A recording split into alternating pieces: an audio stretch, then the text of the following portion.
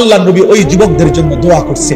আমিও তোমাদের জন্য দোয়া করি, যদি কোনো যুবক সিদ্ধান্ত নাও হারাম নারী, হারাম ছবি দেখবা না, অশ্লীল দৃশ্য দেখবা না, হারাম কোনো মেয়ের সাথে সম্পর্ক করবা না, তো ওই দোয়া যেন আল্লাহ তোমার উপরও রাখে। নবী ওই যুবকের জন্য 3টা দোয়া করছে। আল্লাহ মাগফির যামবাহু, আল্লাহ এই যুবকের গুনাহগুলো মাফ করে দেন। ওয়া তাহকির কলবাহু, আল্লাহ যুবকের অন্তর পবিত্র করে দেন। ওয়া হাসিন ফারজাহু, আল্লাহ যুবকের লজ্জাস্থানও পবিত্র করে দেন। তোমরাও দিল থেকে নিয়ত করো, আগামীর পৃথিবী তোমাদের অপেক্ষা করছে। দোস্ত, তোমরা তোমাদের পৃথিবী কষ্টের বানাইও না। যুবক ভাই, তোমার দাদা তোমার আগে চলে যাবে কবরে। আশা করা যায় তোমার বাপ তোমার আগে কবরে চলে যাবে। আশা করা যায় তোমার মা তোমার আগে কবরে চলে যাবে। কিন্তু তোমরা যারা, আমার একটা কথা তোমরা শোনো, এখানে যারা দাঁড়াইছো ভাই, তোমরা তাকায় দেখো চারিদিকে। তোমরা 30 বছরের নিচে যাদের বয়স, 30-এর নিচে, তোমরা হাত তোলো তো।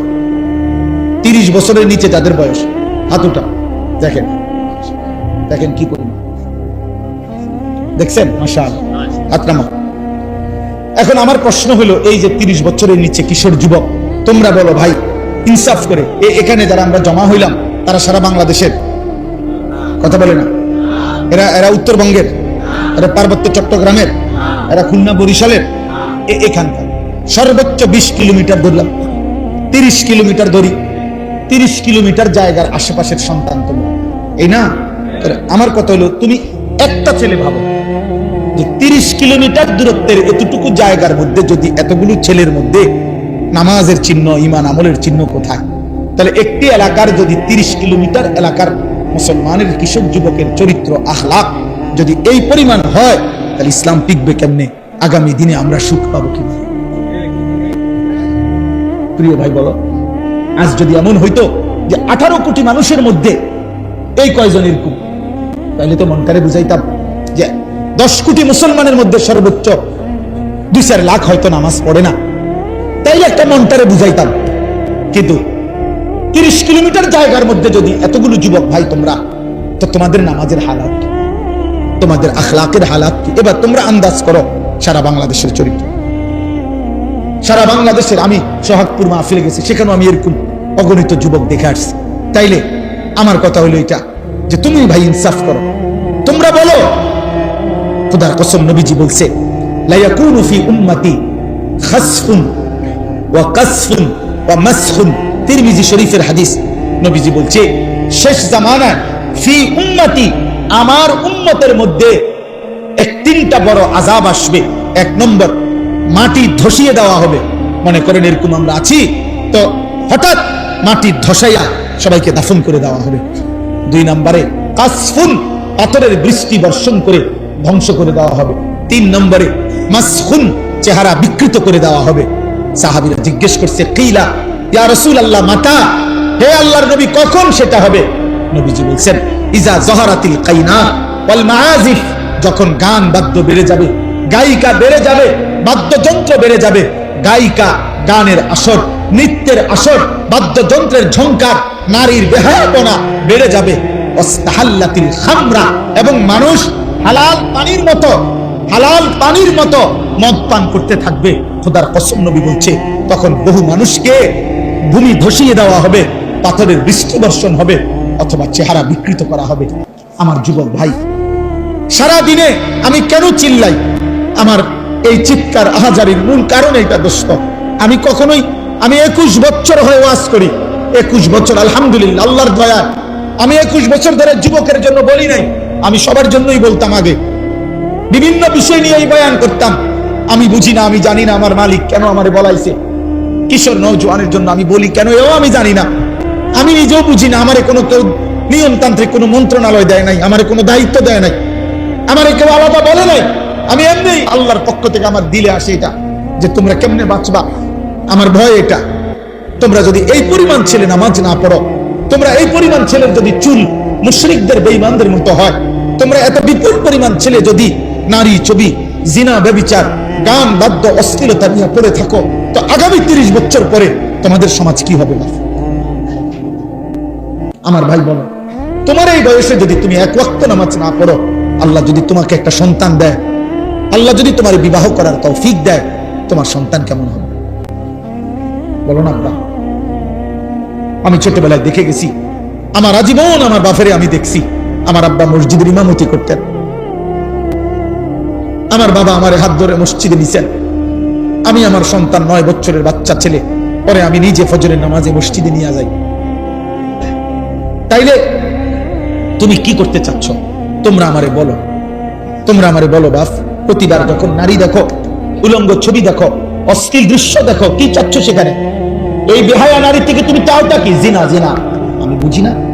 তুমি চাচ্ছ সুযোগ, যদি সুযোগ মিলতো তাহলে তুমি জিনা করতা, তুমি ব্যভিচার করতে। নাই তো তুমি কেন চাও? তুমি ওই সুযোগই চাচ্ছ। তুমি কল্পনা করো তো, তুমি তোমার পবিত্র মা বাবা, স্বামী স্ত্রীর পবিত্র বন্ধন ছিল, মা বাবার গভীর ভালোবাসার বরকতে তুমি পৃথিবীতে আসছো। এখন তুমি যে হারাম ছবি দেখো, নারী দেখো, উলঙ্গ নারী দেখো, বেহায়া নারী দেখো, তুমি তার সাথে যা করতে চাচ্ছ জিনা, তো এর বিনিময়ে যদি কোনো সন্তান আসে, ওর কি পরিচয় হবে? কথা বলে না, কথা বলে না। এই ছেলেরা বলো, তুমি তোমার মা বাবার বৈধ সন্তান? কথা বলে না।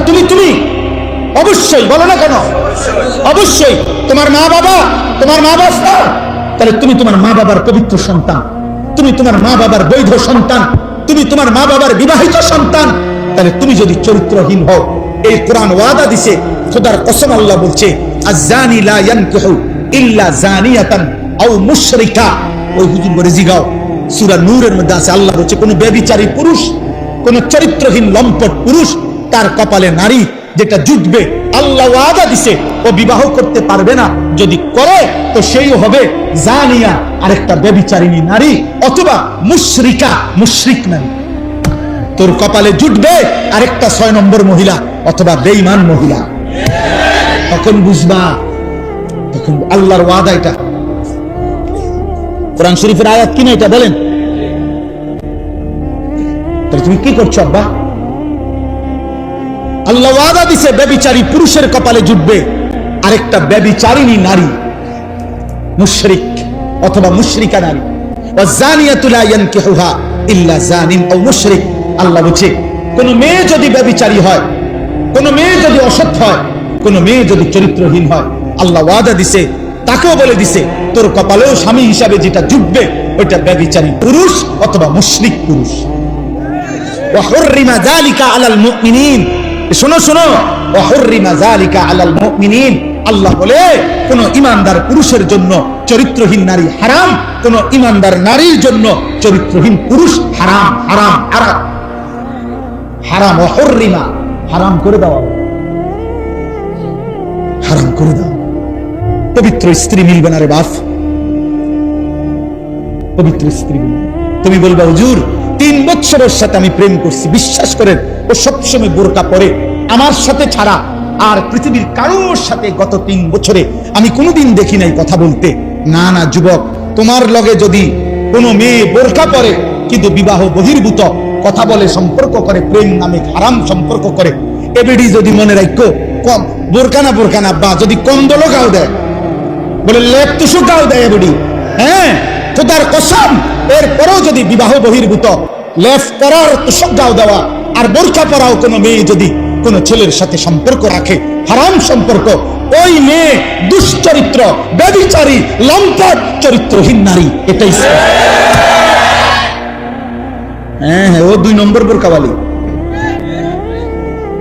ও 6 নম্বর বোরকাওয়ালি। আপনি বোরকার দোষ দিবেন? জি না, বোরকার দোষ দিবেন কেন? বোরকার কোনো দোষ নাই, বোরকার কোনো দোষ নাই। তুমি হারাম জায়গায় ব্যবহার করছো কেন? অতএব এই মহিলা তোমার সাথে কথা বললে সেটা জায়েজ। হ্যাঁ, তুমি কি তা জুনায়েদ বাগদাদির স্বাস্থ্য ভাই? তো কি তা তুমি ভাই জিজ্ঞাসির দেখতে ভাই? তাইলে কোনো বেহায়া মেয়ে তোমার সাথে কথা বললে এটা গুনাহ নাই, অন্যের লোকে কথা বললে তুমি এটা কি শোনা? দয়া করো, আমি এর চাইতে বেশি আর বলতে পারলাম না। আমি স্পষ্ট বললাম, তোমরা কিশোর যুবক নওজোয়ান, আল্লাহর দিকে ফিরো, আল্লাহর দিকে ফিরো, আল্লাহর দিকে ফিরো, আল্লাহর দিকে। এই বাংলাদেশের জমিনে 56,000 বর্গ মাইলের এই প্রতি ইঞ্চি জমিনে বেঈমান মুশরিকরা, কাফেররা, চতুর্মুখী মুনাফিকরা, আল্লাহ দ্রোহীরা ষড়যন্ত্র করছে, ষড়যন্ত্র করছে, ষড়যন্ত্র করছে। খ্রিস্টান মিশনারিরা প্রতিদিন খ্রিস্টান বানিয়ে নেওয়ার ষড়যন্ত্র করছে। ইসকনের হিন্দু গুন্ডারা প্রতিদিন মুসলিম মেয়েদেরকে হিন্দু যুবকের খপ্পরে ফেলে দিচ্ছে, প্রতিদিন চেষ্টা করছে।